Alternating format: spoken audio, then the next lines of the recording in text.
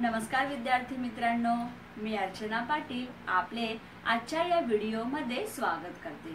आज आपल्याला इयत्ता चौथी विषय मराठी पाठ क्रमांक 3 मुलांनी काढलेली चित्रे 1 हा पाठ अभ्यासायचा आहे। बच्चों, आज हमें कक्षा चौथी विषय मराठी पाठ क्रमांक 3 मुलांनी काढलेली चित्रे 1 इस पाठ को अध्ययन करना है। बच्चों, याच्या अगोदर आपण चित्र 1 अभ्यासले होते। या पाठामध्ये 2 चित्रे दिलेली आहेत। त्यातील जे पहिले चित्र होते त्याच्यामध्ये आपल्याला कथा लिहायची होती। आपल्याला एक चित्र दिलेले होते आणि त्या चित्रावरून आपल्याला कथा सांगून ती कथा लिहायची होती। आपण याच्या अगोदरच्या व्हिडिओमध्ये पहिल्या चित्रावरून कथा लिहिलेली आहे। आजच्या या व्हिडिओमध्ये आपण दूसरे चित्र पाहूया। बच्चों, इसके पहले वीडियो में हमने इस पाठ में जो 2 चित्र दिए हैं उसमें से जो पहला चित्र है जिसमें हमें कथा दी है, मतलब हमें कथा उसमें लिखना है, उस कथा को हमने पहले वीडियो में लिखा है। हमने उस चित्र का अध्ययन भी किया है। आज के इस वीडियो में हमें क्या करना है, जो दूसरा चित्र हमें दिया है उस दूसरे चित्र को ध्यान से देखना है और उसे समझना है। तो चलो हम क्या करते हैं, सबसे पहले जो दूसरा चित्र हमें दिया है उसको हम देखते हैं। चित्रावरून तुम्हाला काय समजले ते सांगा। म्हणजे येथे आपल्याला एक चित्र दिलेले आहे आणि त्या चित्रावरून आपल्याला काय समजत आहे ते आपल्याला सांगायचे आहे। मित्रांनो, सर्वांनी हे चित्र लक्षपूर्वक पाहायचे आहे।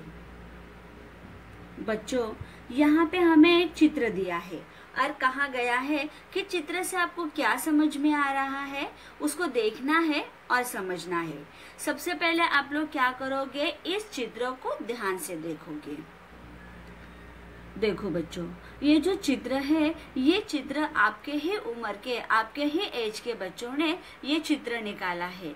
मतलब जैसे वो आपके एज के बच्चे हैं तो वो ऐसा चित्र निकाल सकते हैं, मतलब आप भी ऐसा सुंदर सुंदर चित्र बना सकते हो, है ना। तो देखो ये चित्र हमें यहाँ पे दिखाई दे रहा है। सबसे पहले तो आपल्याला ह्या चित्रात काय काय दिसत आहे, कोणकोणत्या वस्तू आपल्याला दिसत आहेत। बरोबर, आपल्याला ह्या चित्रामध्ये नळ दिसत आहे, त्याचबरोबर आपल्याला येथे बादली दिसत आहे आणि येथे एक माठ दिसत आहे आणि येथे आपल्याला एक मुलगी सुद्धा दिसत आहे आणि ती मुलगी येथे आपल्याला काहीतरी सांगत आहे, पाणी वाचवा जीवन वाचवा। जर मित्रांनो आपण ह्या चित्राला जर बारकाईने पाहिले तर तेथे आपल्याला दिसत आहे की हा जो नळ आहे या नळामधून येथे पाणी वाया जाताना दिसत आहे, म्हणजे नळातून हे पाणी जमिनीवर पडताना दिसत आहे। देखो बच्चों, हमें इस चित्र में क्या दिखाई दे रहा है, इस चित्र में हमें कौन कौन सी वस्तु दिखाई दे रही है। हाँ, इस चित्र में हमें नल दिखाई दे रहा है, यहाँ पे बादली दिखाई दे रही है और यहाँ पे मटका भी दिखाई दे रहा है। यहाँ पे एक लड़की है और ये लड़की हमें कुछ कहना चाहती है। वो क्या कहती है हमसे, पानी वाचवा जीवन वाचवा। बच्चों, अगर हम यहाँ पे ध्यान से देखेंगे तो हमें यहाँ पर क्या दिखाई दे रहा है। देखो ये नल दिखाई दे रहा है, नल में से हमें पानी आते हुए भी दिखाई दे रहा है, लेकिन बच्चों ये पानी बादली में नहीं गिर रहा है, या तो यहाँ पे बाल्टी नहीं रखी गई है बल्कि ये पानी जमीन पर गिर रहा है। इसका अर्थ होता है यहाँ पे पानी व्यर्थ जा रहा है। तो क्या हमें पानी को ऐसे ही व्यर्थ जाने देना चाहिए क्या, हमें पानी को इस तरह से वेस्ट करना चाहिए क्या, नहीं। पाणी हे आपल्यासाठी अतिशय महत्त्वाचे आहे। दैनंदिन जीवनासाठी पाणी हे खूप उपयोगाचे आहे, म्हणून आपल्याला पाणी वाचवले पाहिजे। येथे आपल्याला मुलगी ते सांगत आहे की पाणी वाचवा, जीवन वाचवा। जर आपल्याला आपले जीवन वाचवण्याचे असेल, जीवन वाचवायचे असेल तर त्यासाठी आपल्याला पाणी वाचवणे अतिशय महत्त्वाचे आहे। कारण सजीव सृष्टी ही पाण्याशिवाय जगू शकत नाही। आपण कोणतेही काम पाण्याशिवाय करू शकत नाही। उदाहरणार्थ शेतकरी हा पाण्याशिवाय शेती करू शकत नाही। जर त्याला पाणी मिळाले नाही तर तो शेतीच करणार नाही। पाण्यावर मोठमोठे उद्योग सुद्धा चालतात, मोठमोठे कारखाने सुद्धा चालत असतात। त्यामुळे पाणी हे आपल्यासाठी अतिशय महत्त्वाचे आहे। म्हणून आपण कधीही असे पाणी वाया घालू नये। पाणी हेच जीवन आहे। देखो बच्चों, अगर यहाँ पे हम देख रहे हैं कि नल में से ऐसे पानी व्यर्थ जा रहा है, वेस्ट हो रहा है, तो क्या हमें ऐसे पानी को वेस्ट करना चाहिए? ऐसे पानी वाया जाना उचित है क्या? नहीं। पानी है हमारे लिए बहुत ही महत्वपूर्ण है। बिना पानी के हम जीवित रह ही नहीं सकते हैं। ये जो हमारी सजीव सृष्टि है वो सजीव सृष्टि बिना पानी के जीवित रह ही नहीं सकती है। किसान भी अगर खेती करता है तो खेती करने के लिए सबसे महत्वपूर्ण पानी है। बिना पानी के वो खेती कर ही नहीं सकता है। जो हमारे बड़े बड़े उद्योग है, कारखाने हैं, वो भी पानी के पे ऊपर ही चलते हैं। इसीलिए हमें ऐसे पानी को व्यर्थ करना नहीं चाहिए। कहते हैं ना, जल ही जीवन है। सचमुच हमारा जल ही जीवन है। हमें कभी भी ऐसे पानी को वेस्ट करना नहीं चाहिए।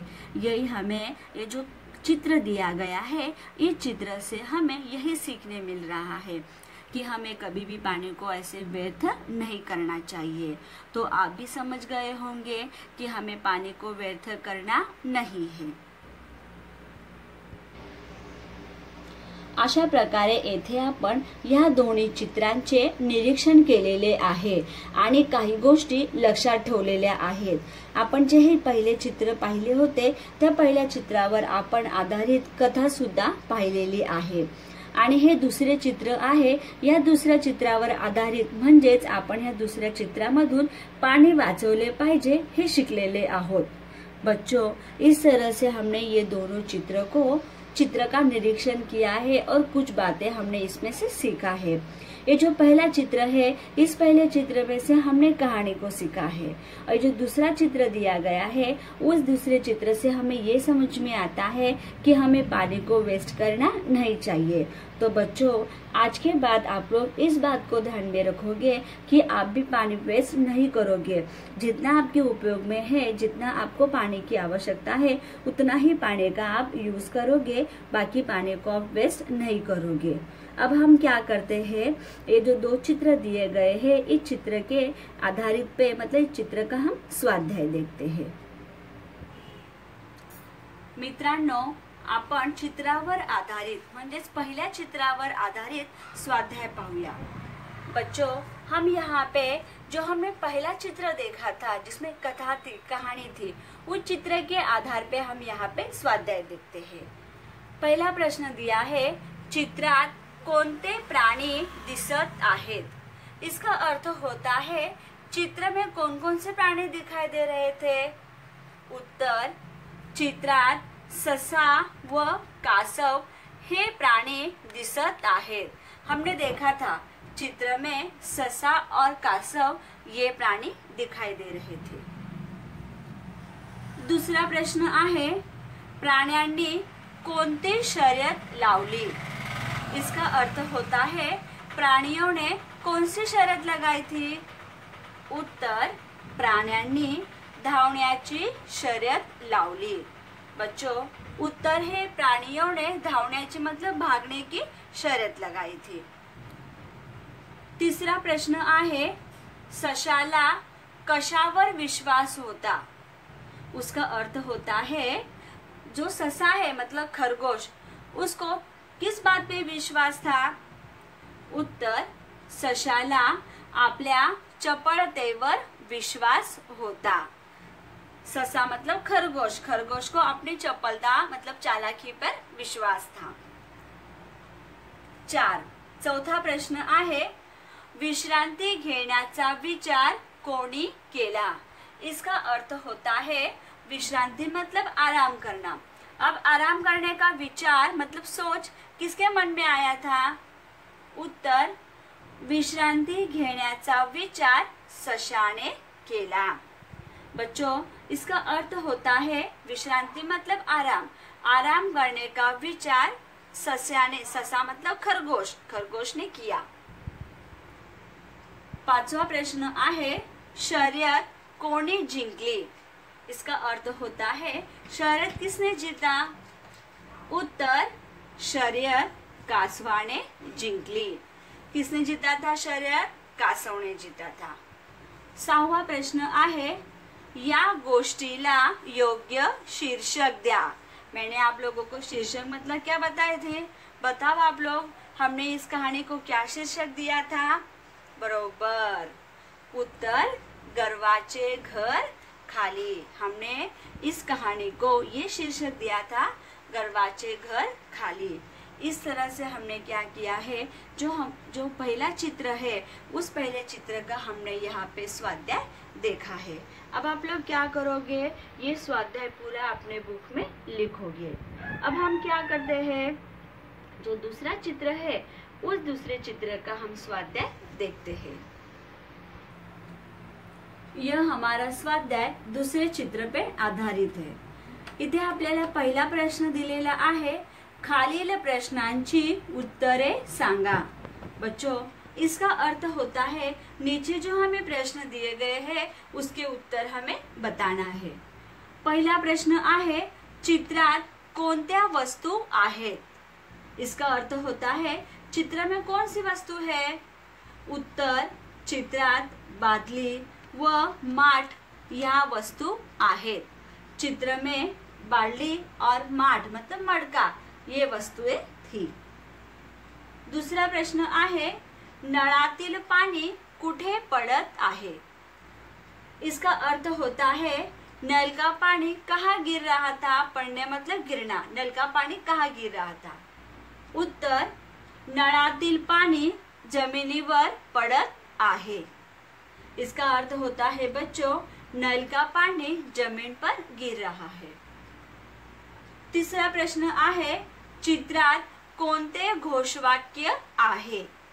इसका अर्थ होता है चित्र में कौन सा घोषवाक्य है?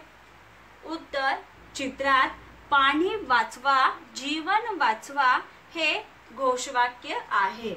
चित्र में पाणी वाचवा जीवन वाचवा ये घोषवाक्य है। चौथा प्रश्न आहे, चित्रातून कोणता संदेश दिला जात आहे? चित्र में से हमें कौन सा संदेश दिया जा रहा है? उत्तर, चित्रातून पाणी वाचवा हा संदेश दिला जात आहे। बच्चों, इसका अर्थ होता है चित्र में पानी वाचवा मतलब पानी बचाओ ये संदेश दिया जा रहा है। अशा प्रकारे आपण इथे पहिला प्रश्न अभ्यासला आहे। बच्चों, इस तरह से हमने यहाँ पे पहला प्रश्न देखा है। आता आपण पुढचा प्रश्न पाहूया। योग्य पर्याय निवडून अशी खूण करा। म्हणजे आपल्या समोर दोन पर्याय दिलेले आहेत आणि त्या पर्यायांमधील योग्य पर्याय निवडून आपल्याला अशी खूण करायची आहे। बच्चों, इस प्रश्न का अर्थ होता है या हमारे सामने दो पर्याय दिए हैं, दोनों में से जो पर्याय सही होगा उसमें हम लोगों को ऐसे निशान लगाना है, मतलब इसको मराठी में खून बोलते हैं निशान को। तो इस तरह से हमें यहाँ पे निशान लगाना है।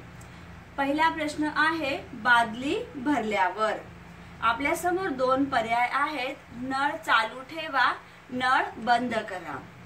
बच्चों, इसका अर्थ होता है अगर आपकी बादली भर जाएगी तो बाल्टी भरने के बाद यहाँ पे हमें दो पर्याय दिए हैं, नल चालू रखो, नल बंद करो। तो हमें क्या करना चाहिए? अगर हमारी बाल्टी भर जाती है तो हमें नल चालू रखना चाहिए क्या? अगर हम नल चालू रखेंगे तो पानी व्यर्थ हो जाएगा, पानी व्यर्थ जाएगा। तो अगर हम नल बंद करेंगे तो पानी वेस्ट नहीं होगा। तो दो पर्याय में से कौन सा पर्याय सही है? ये पर्याय सही है। तो हमने क्या किया है, इसके सामने ऐसे सही का निशान लगाया है। समझ में आया सबको? अब दूसरा देखो, दूसरा है डाळ तांदूळ धुतलेले पाणी।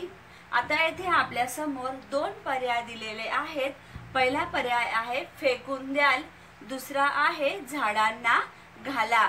म्हणजे आपण जे डाळ तांदूळ धुतो आणि त्यानंतर जे पाणी आपले शिल्लक असते त्या पाण्याचं आपण काय करायचं, ते पाणी फेकून द्यायचं का ते पाणी झाडांना घालायचं, असे हे दोन आपल्या समोर ऑप्शन आहेत। बच्चों, इसका अर्थ होता है दाल मतलब दाल, तांदूल मतलब चावल। जब हम दाल चावल धोते हैं तो धोने के बाद जो पानी हमारा बचता है उस पानी का हमें क्या करना चाहिए। यहाँ पे हमारे सामने दो पर्याय दिए गए हैं। पहला पर्याय है फेकून द्याल मतलब फेंक देना, दूसरा पर्याय है झाडांना घाला, झाड़ मतलब पेड़, पेड़ को डालो। तो दोनों पर्याय में से कौन सा पर्याय उचित है। जो हम दाल चावल धोते हैं तो उसका पानी हमें फेंकना चाहिए, क्या पेड़ों को डालना चाहिए। सही, दूसरा पर्याय उचित है। झाडांना घाला, उससे क्या होगा, हमारे पानी की बचत होगी। तो इसलिए हमने क्या किया है, यहाँ पे ऐसे बरोबर का खून किया है, निशान लगाया है। आया सबको समझ में। आपला तिसरा प्रश्न आहे रोजचे कपडे धुतलेले पाणी। इथे आपल्याला दोन पर्याय दिलेले आहेत। न्हाणी घरात ओता, लादी पुसायला घ्या। म्हणजे आपण जे रोज कपडे धुतो ते रोज धुतलेल्या कपड्यांचे जे पाणी आहे त्याचा वापर आपण कसा करायचा। दोन पर्याय आहेत, न्हाणी घरात ओता किंवा लादी पुसायला घ्या। बच्चों, अभी हम जो कपड़ा धोते हैं और कपड़ा धोने के बाद का जो पानी हमारा बचता है उसका हमें क्या करना चाहिए। यहाँ पे दो पर्याय दिए हैं। पहला पर्याय है नानी घरात ओता और दूसरा पर्याय है लादी पुसायला घ्या। तो कौन सा पर्याय उचित है। सही, ये वाला पर्याय उचित है। तो इसलिए हमने क्या किया है, उसका वो पानी हमें लादी साफ करने के लिए लेना चाहिए। ये पर्याय हमारा उचित है, इसलिए हमने क्या किया, यहाँ पे बरोबर का निशाना लगाया है, बरोबरची खूण केलेली आहे।